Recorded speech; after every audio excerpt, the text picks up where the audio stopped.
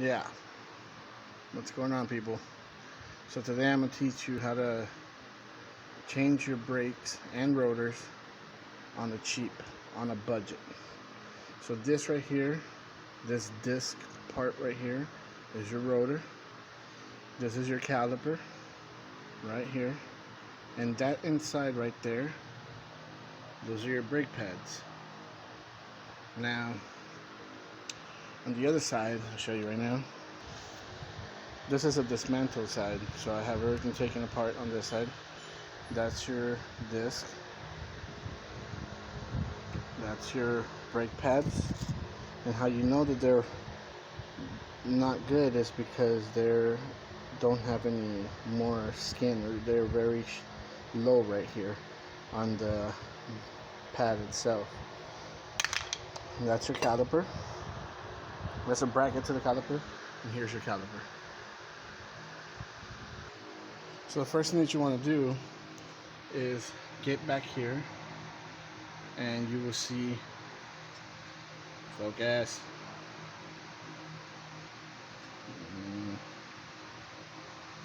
you will see 1 bolt, 2 bolt. You got to break those loose.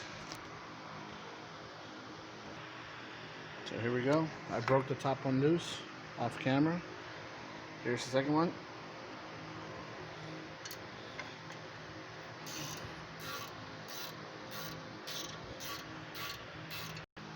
Okay, so now number 1, number 2, and you're gonna give your caliper a little wiggle and then move that out of the way like that, so that way this line isn't being stretched. See this line right here? Isn't being stretched at a rip. So now you see how thin your brake pads are. Focus. Okay? Now from there, what you want to do is grab yourself a flathead, put it in between the pad and twist, and then and it falls out. That's number 1. Same, twist, and then just give it a nice little push, and it falls out.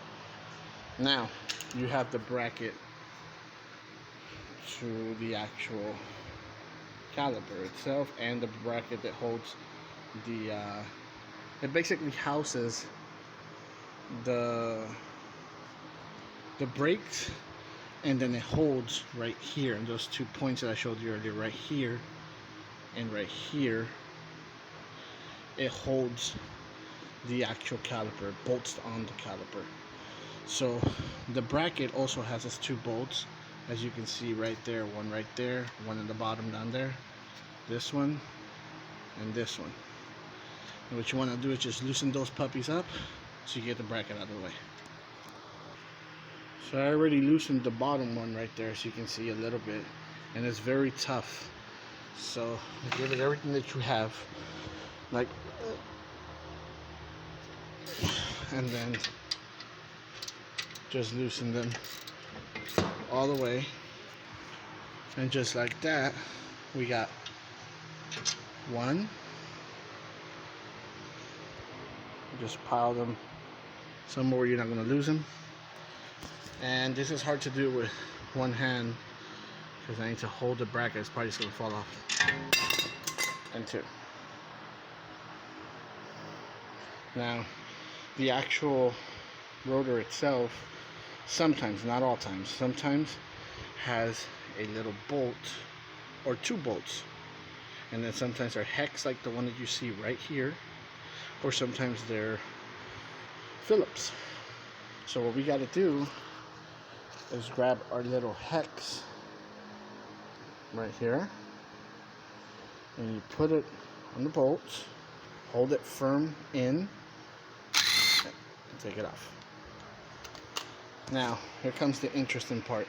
As you can tell, this is not budging.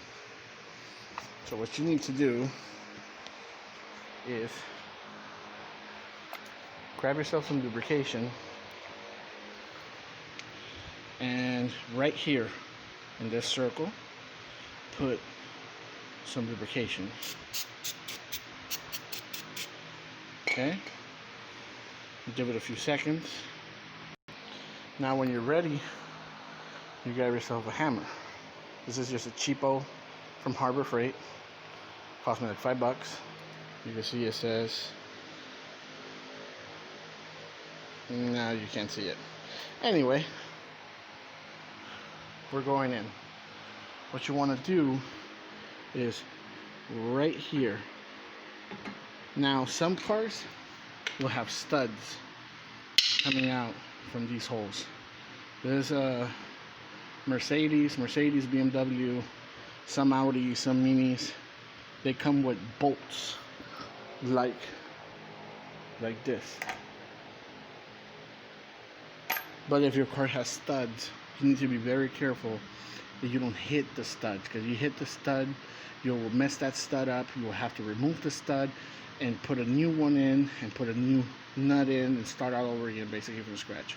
So since this one doesn't have any studs and I'm replacing this rotor, I could hit it here or I could hit it from the back here. Now if you're gonna not replace the rotor and you're gonna have it cut, then you need to never hit this area where the brake makes contact. But if you're just gonna replace the entire thing, hammer away, baby. And here we go. Grab your hammer.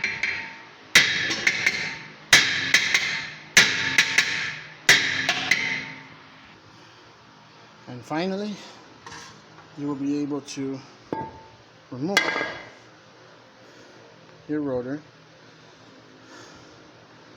Now stick around for part 2 when I put this back together. It's basically the reverse process. I'll explain. You put the rotor back in first, because the rotor was the last thing to come out. So the rotor is the first thing to come right back into the hub. Put the rotor back in, put the little bolt. The only thing that you're gonna do differently, the bracket has these points where your brake pad makes contact with, right here.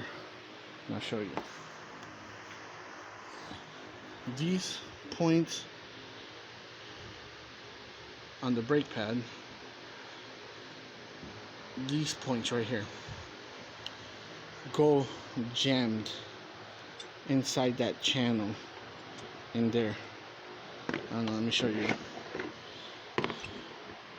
Inside that channel, like this. Your brake pad will be facing outward.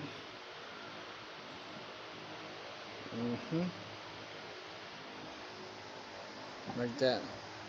So what you're going to want to do is, on these 4 surfaces, you're going to put right here inside the channel, inside that channel, this channel, and on this flat surface right here, you're going to put some grease, some brake grease or lithium grease. And the other thing that you're going to grease up is these guys. These guys are sliders. This one's sliding pretty good right now. But what you need to do is remove it, and you can see there's old grease in there as it is right now. So what you do is you put a little bit of grease on this, like this. You go to your grease, you put it in the thing, alright? You shake off all the excess, something like that, and then you put it right back in the hole, right in there, until you can't see no more silver. You see, it goes in, and then you're gonna hear it just snap into place. Boom, like that. Then you grab yourself a rag and then you clean off any excess. Oh, it came back out. Boom. And that's it. So you put the bracket back on, you put the caliper. Oh, caliper. Right here, these two pistons need to be pushed back in flush with the caliper. So the only thing that you're gonna do differently from taking and removing is push these guys back in till they're flush with the caliper. I'll try to make a video tomorrow when I put the brakes back on, but if I don't, that's the only difference. Push these two pistons back in, grease up your points and your sliders, and that's about it. And put everything back together in the reverse order.